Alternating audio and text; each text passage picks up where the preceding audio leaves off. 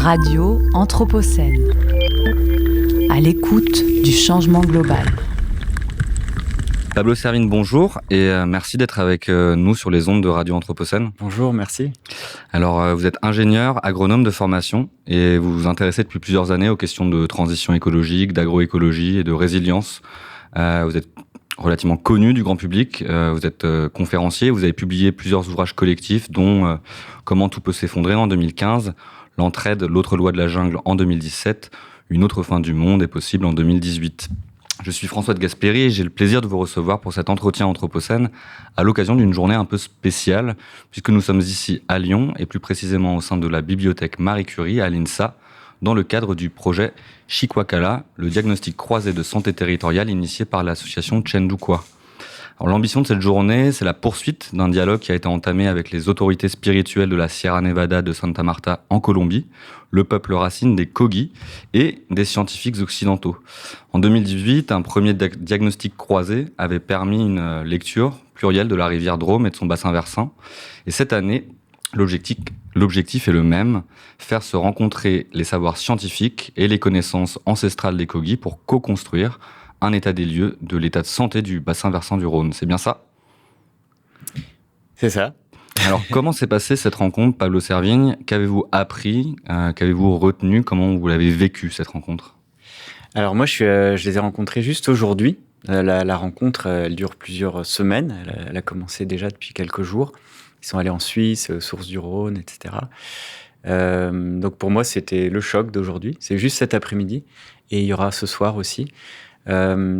C'était un choc ici en France, mais en fait, je les avais déjà rencontrés. Donc, il y a eu les livres, les documentaires. Je me suis renseigné pas mal et je suis allé en Colombie ce printemps. Mais pas pour ce projet. En fait, moi, je suis à moitié colombien. D'accord. Ma mère est colombienne et ça faisait 30 ans que j'étais pas allé. Donc, il y avait un enjeu pour moi personnel, on va dire, retisser du lien avec la famille. Et il se trouve, l'autre voie par laquelle j'ai touché ce projet, c'est que Éric Julien est en quelque sorte mon voisin dans la Drôme. Et donc, j'ai entendu parler de ce projet magnifique, j'ai lu son livre, enfin ses livres.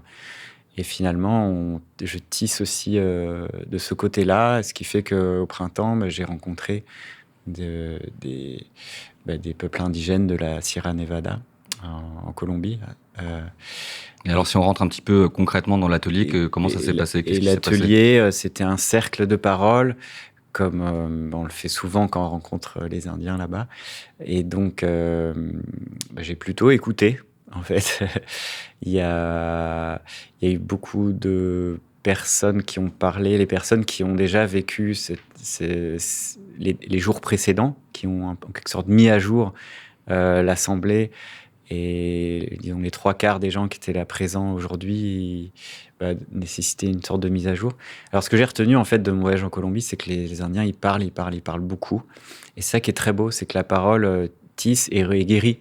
En fait, quand il y a un problème, c'était la leçon que j'ai appris, en tout cas ce printemps, c'est quand il y a un problème, il faut parler jusqu'à épuisement de la parole. Et ils parlent toute la nuit. Et puis, si c'est très grave, ils parlent 2 nuits, 3 nuits, 1 semaine. Je ne sais pas comment ils font, mais ils parlent. C'est asymptotique. Et à un moment, la parole, il n'y a plus besoin. Et donc, on arrête de parler. Et c'est comme ça qu'ils guérissent les liens entre les humains et avec les non-humains. Et je trouve ça très beau. C'est ça qui m'avait touché. C'est que, par exemple, les peuples dans la Sierra Nevada, les Arhuaco, qui sont des peuples cousins des Kogi, ils n'ont pas de prison.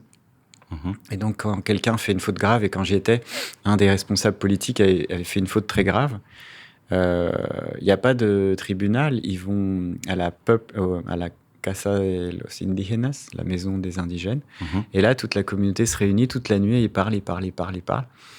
Et le jour, les gens vont un peu dormir et voilà, vaquer à leurs occupations. Et en fait, ils ont parlé plusieurs nuits, et le jour, en fait, la personne est amenée dans une maison de la pensée, Casa del Pensamiento, avec les chamans, et ils parlent aussi. Et ils continuent, et ils sont... voilà, il doit juste... C'est pas une prison, il doit parler jusqu'à ce qu'à un moment, la communauté trouve que... Voilà, c'est bon. Et alors, vous parlez de parole, de l'importance de la parole chez les Kogi.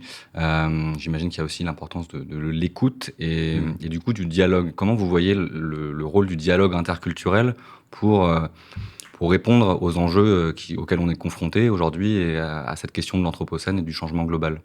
Mais dans ce cas-là, aujourd'hui, j'ai trouvé ça étrangement dérisoire par rapport aux enjeux. Les enjeux de l'anthropocène, de la vie sur Terre, du changement climatique, c'est absolument abyssal. Tous les projets miniers qu'il y a là-bas, il y a des centaines de projets miniers en Colombie qui menacent les communautés indigènes. Enfin, c'est monstrueux comment la méga-machine attaque le système Terre et tous les points de conflictualité. Et nous, on est là, à une trentaine, à essayer de dialoguer pendant 2h30, ce qui est à peine le temps de faire un tour de parole et de se présenter. Quand on pense qu'ils parlent des nuits et des nuits et des nuits. Et nous, là, en 2h30, moi, j'étais un peu frustré, en fait, parce que c'était long et en fait, c'était pas long du tout. Et je vois l'enjeu qu'il y a dans un dialogue interculturel en plus, parce que eux, au sein d'une culture, ils parlent des jours et des jours. Oui. Mais là, il y a l'enjeu de la traduction, parce qu'on parle finalement, c'est l'espagnol qui nous rejoint. Eux, ils ont leur langue, nous, on a le français, et on se rejoint dans l'espagnol. Donc, il y a 2 traductions. Qui sont 2 trahisons à chaque fois. Ouais, et ça peut être des enrichissements aussi. Hein. Ça peut être vraiment, justement, l'hybridation. À ce niveau-là, c'est vachement intéressant aussi. Parce qu'on discute des mots, on discute des concepts, mais ça prend un temps fou. Ouais. Donc, moi, j'ai envie qu'il y ait beaucoup plus ça. Et c'est vraiment, pour moi, juste l'entrée, quoi. Le plat de résistance, je l'attends encore. Et justement, comment on engage ce type de dialogue et de conversation avec des personnes qui sont très éloignées de nos réalités à nous, à Lyon, là, une rue comme celle où on est aujourd'hui, très bitumée, etc. On imagine que leur environnement est radicalement différent. Comment on fait pour ne pas tomber dans l'exotisation ou la romantisation de ce type de discours et de récits qu'ils nous rapportent? Je ne sais pas comment on fait. Moi, ce qui me vient, c'est qu'il faut un grand degré d'ouverture, enfin de tolérance, de respect, et d'ouverture, c'est-à-dire la capacité à se décaler, à sortir de ces schémas préconçus. Et parce que quand on parle avec ces gens-là, il y a un énorme effet waouh. Quand ils parlent, un exemple je ne sais pas si vous étiez à l'atelier, mais ils ont parlé des plastiques. Et chez eux, il y a plein de plastiques partout, jetés par terre. Donc quand on arrive, c'est un peu choquant pour nous. Et donc, on leur dit, ouais, mais il faut les mettre à la poubelle. Et ils disent, ouais, mais ça sert à quoi? Si, parce qu'après, on va les donner à quelqu'un qui va les recycler ou s'en occuper. Oui, mais il s'en occupe comment? Parce que, en fait, le plastique, dans la nature, ça n'existe pas. Donc, ils nous demandent quel est le père et la mère du plastique. Parce que pour eux, les pierres, les arbres, les insectes, tout ça, ont un père, une mère, et ils font partie d'un cycle. Et quand ils meurent, ils sont recyclés automatiquement. Enfin, voilà, c'est juste, ça fait partie de la terre-mère. Et donc, le plastique, il vient comme un objet bizarre, ce que le philosophe Timothy Morton appelle un hyper-objet, qui dure des millénaires, et on ne sait pas quoi en faire, et ça nous dépasse complètement. Et donc, quel est le père et la mère du plastique? Voilà le genre de questions qui, pour être écoutées, compris, appréhendées, digérées, pensées, nécessite une énorme ouverture, un énorme décalage, une capacité à vraiment... voilà. Et pour ça nécessite un travail sur soi. Si on n'a pas fait un travail sur soi qui amène à l'ouverture... Donc, il y a un gros enjeu là. Je ne sais pas comment on fait. En tout cas, moi, j'étais gêné, pour reprendre votre question, de les accueillir dans un endroit plein de métal, de verre, de polystyrène, de plastique. Il n'y a aucun non-humain. Il n'y a pas de plantes, pas d'animaux. Et ils viennent, ils ont fait des milliers de bornes et on les accueille dans une pauvre salle d'université en face d'un boulevard.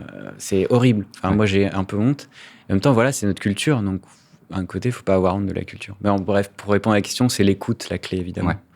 Ouais. Et j'aimerais savoir, tout à l'heure, vous nous parliez du caractère un peu dérisoire de ce type de discussion par rapport à l'ampleur de la méga-machine qui est en cours et des bouleversements structurels qu'on peut observer un peu partout, et particulièrement dans ces espaces qui sont aujourd'hui particulièrement vulnérables. Dans votre travail, pourtant, vous vous intéressez aussi à la question des représentations, des imaginaires, j'ai l'impression, que vous tentez d'infléchir. Et je pense par exemple à la mise en évidence de la question de l'entraide, que vous avez essayé de souligner face à l'image un peu traditionnelle de la compétition qui existerait dans la nature, la vision un peu de l'homme comme un loup pour l'homme. Vous, au contraire, vous infléchissez cet angle-là. Alors, pourquoi ce travail sur les imaginaires et les représentations est important, selon vous, pour résoudre l'urgence écologique à laquelle on est confronté aujourd'hui ? Ouais, merci pour cette belle question, parce que j'ai parfois du mal à faire comprendre. On a écrit un premier livre sur les chiffres, une sorte de best-of de mauvaises nouvelles du monde. Et quand on se rend compte du constat, il y a un grand choc dans le ventre, quoi. C'est un coup de genou dans le ventre et on se dit, mais on va jamais s'en relever. Qu'est-ce qu'on peut faire ? Et tout de suite, nos cerveaux, d'occidentaux, je dirais, pour simplifier, ils disent, qu'est-ce qu'on peut faire. Et les gens, ils veulent faire, agir, militer, changer, faire de la transition, se faire élire en politique, machin. Et nous, on a eu un sentiment avec les co-auteurs, Gauthier et Raph, attends, mais il faut se calmer d'abord. Et non seulement penser, mais sentir penser, comme disait un auteur, Pablo Escobar, un auteur colombien, sentir penser la Terre. Et en fait, changer de conscience, parce qu'à un moment, si on ne change pas de conscience, on va juste reproduire les mêmes erreurs, sans compter que faire, agir, tout de suite, c'est comme une manière de ne pas ressentir. Vous voyez, comme quand on perd un être cher, le début du deuil, la première phase du deuil, c'est comme un hamster dans sa roue, c'est l'hyperactivité. On s'occupe des faire-part, des rendez-vous, des fleurs, du cercueil, des machins, sans pleurer, parce qu'on met un barrage pour pas être submergé par le tsunami de tristesse, en fait. Et cette suractivité, pour moi, dans notre société, elle se focus sur l'extériorité et jamais sur l'intériorité. Pour moi, c'est un des travers de notre société. C'est ça qu'il faut essayer. Donc, on a écrit plutôt un livre d'intériorité, bizarrement, et ça a pris à contre-pied tout le monde. Ça a été un peu mal reçu en France. Enfin, disons pas mal reçu, mais mal compris. Ça nous a ouvert tout un public et fermé aux scientifiques perchés dans le mental et aux politiciens qui voulaient de l'action. Mais je pense que c'est un pas important de changer de conscience, l'intériorité, avant de retourner vers l'action. Sans compter qu'il faut prendre soin les uns des autres, de notre psyché et tout ça, pour ne pas s'effondrer avant l'effondrement. Et j'ai perdu la question, en fait. Mais sur la... Je ne sais pas si j'ai répondu. Si, vous avez répondu. Je vais poursuivre sur cette crise de la sensibilité et la nécessité d'une réforme intérieure aussi, de se renouer avec d'autres problématiques. Moi, j'aimerais engager aussi la question de la crise écologique comme une crise de la responsabilité. S'il y a bien cette crise de la sensibilité, on a aussi l'impression qu'on est tous vulnérables aujourd'hui, tous les territoires le sont, on est tous vulnérables en puissance. Et pourtant, on le voit, on devrait être tous responsables, et pourtant la responsabilité individuelle, elle se dilue face à un peu l'ampleur des bouleversements en cours. Ça conduit à une forme de léthargie, de passivité, de paralysie, de déni, face à des réalités qui sont effrayantes, des bouleversements qui sont effrayants. Comment on construit une forme de responsabilité collective dans ce rapport au vivant, et quel ton on peut employer pour parler de ces faits et embarquer les gens ? Waouh, merci, c'est vraiment une super question, et je suis désolé d'avoir que quelques minutes, parce que ça peut partir dans tous les sens, et j'ai retrouvé votre question d'avant, c'était les récits. Alors, essayons de tisser avec tout ça. D'abord, en fait, en découvrant... Les peuples premiers partout autour du globe. Là, je discutais avec une anthropologue qui a étudié les aborigènes d'Australie. Il y a cette chose qui m'a marqué, c'est que nous, on est dans une société basée sur le droit, et eux, ils basent leur société sur la responsabilité. Je trouve que rien que ce déclic, ce décalage, ça change tout. Le droit, mais moi, j'ai droit à ça, et c'est comme on attend des choses. Il y a une sorte de passivité. Et ça a mis des mots sur un truc qui m'énervait, en fait, dans nos sociétés. Et en fait, le droit et le marché, c'est la main gauche et la main droite du libéralisme. Mais comment on sort du libéralisme ? Et moi, je trouve ça intéressant, ce point de vue de la responsabilité. Comment on fait des individus responsables, autonomes, donc libres, en fait, qui étaient les individus, les Amérindiens avant la colonisation de l'Amérique, c'était ça. C'était des sociétés magnifiques de ce point de vue-là, avec beaucoup de liberté, beaucoup d'autonomie, de responsabilité.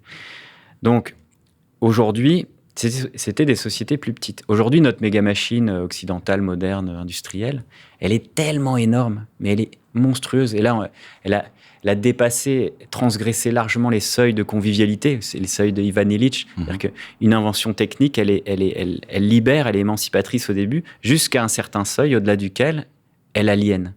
Vous voyez, la bagnole, ça libère. Pourtant, on l'adore en France, paraît-il. La bagnole, on l'adore. Et l'école aussi. Au début, ça libère. Et après, au-delà d'un certain seuil, la bagnole, ça fait des embouteillages. Et l'école, ça fait des moutons. Trop de bagnoles, trop d'hôpital. Au début, ça soigne. Et après, ça fait des maladies nosocomiales, etc., etc. Et là, la méga-machine, au début, elle était là pour nous libérer. En fait, on se retrouve dans un technococon qui détruit toute la Terre. Et nous, qui nous coupe de nos sensations, qui nous coupe de tout. Mais c'est trop grand. En fait, pour reprendre les mots de Günther Anders, le philosophe des catastrophes, qui est génial. Enfin, c'est vraiment délicieux de lire ça. Et je l'ai découvert il n'y a pas longtemps. C'est d'un pessimisme cristallin, c'est vraiment fou, quoi. Et il disait, en fait, nous sommes trop petits par rapport aux inventions techniques qu'on fait. Et les inventions techniques, en fait, elles nous fascinent. Il appelle ça la honte prométhéenne. On est tellement petits, organiques, sales et mortels par rapport à nos magnifiques inventions, comme une centrale nucléaire qui dure des millions d'années. Enfin, il y a un truc, il y a quelque chose de... Et non seulement on a honte, mais on se sent trop petit. Et on est trop petit émotionnellement pour ressentir. Qu'est-ce que ça fait, le pilote de l'Enola Gay, l'avion qui a balancé la bombe sur Hiroshima, en fait, le matin, il embrassait ses enfants. Je sais pas, le matin, mais... Et le soir, sûrement, il allait à l'église, il mange, il prie, il va aux toilettes, tout ça. Mais en fait, là, dans l'avion, il a appuyé sur le bouton. 6 secondes après, il y avait 200 000 morts. C'est impossible de ressentir autant de peine. On peut pas. En fait, on est déconnecté. En fait, les ingénieurs, c'est comme des soldats. C'est des gens qu'on apprend à se déconnecter, à même se dissocier, à ne plus ressentir. Et les ingénieurs, c'est comme des soldats.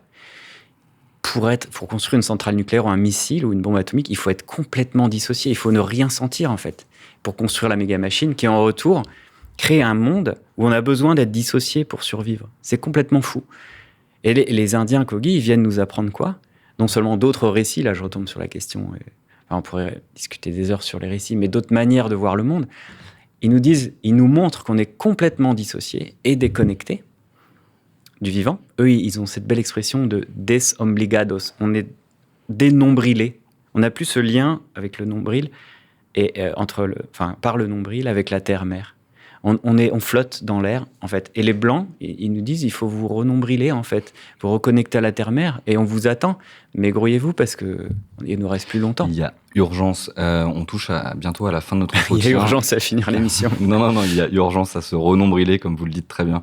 Une dernière question, Pablo Servigne. Certains vous désignent sous l'épithète de collapsologue. Pourtant, si on regarde un petit peu la logique de vos publications, de vos ouvrages, on a le sentiment que vous avez... évolué, vous avez commencé avec Tout peut s'effondrer, et on est à une autre fin du monde est possible. Vous en êtes où aujourd'hui, Pablo Servigne ? Est-ce que vous êtes... Non, je suis toujours au même endroit, mais c'est les titres des livres qui font malentendu. C'est-à-dire que comment tout peut s'effondrer, c'est en fait comment, on ne voulait pas dire tout d'un coup, mais que tous les systèmes complexes finissent par s'effondrer. Mais moi, j'ai toujours été... j'ai des enfants, j'ai toujours été... tourné vers l'action et plutôt optimiste, donc, et plein d'espoir. Donc, collapsologue, à la base, c'est ceux qui étudient les effondrements pour essayer de les éviter, en fait. Et après, collapsonaute, c'est ceux qui se situent dans un imaginaire d'effondrement. Et moi, je le suis un peu, parce que je vois pas comment on peut faire autrement que... soit c'est la méga-machine qui s'effondre, soit c'est Gaïa qui s'effondre. Moi, je penche plutôt pour la méga-machine. J'aimerais bien, en tout cas. Sinon, on est mal barré. Donc, tous nos livres et tous nos écrits et tout ce que je fais depuis 15 ans d'éducation populaire, c'est tourné vers l'action et l'espoir pour essayer qu'il y ait le moins de morts possible chez les humains et les non-humains. Et écoutez, on va finir avec cette phrase chère à Valérie Disdier, qui est membre de Cité Anthropocène, face au pessimisme de la raison, l'optimisme de la volonté. Un grand merci, Pablo Servigne, de nous avoir accompagnés pour cet entretien Anthropocène, et à très vite sur les ondes de Radio Anthropocène. Radio Anthropocène, à l'écoute du changement global.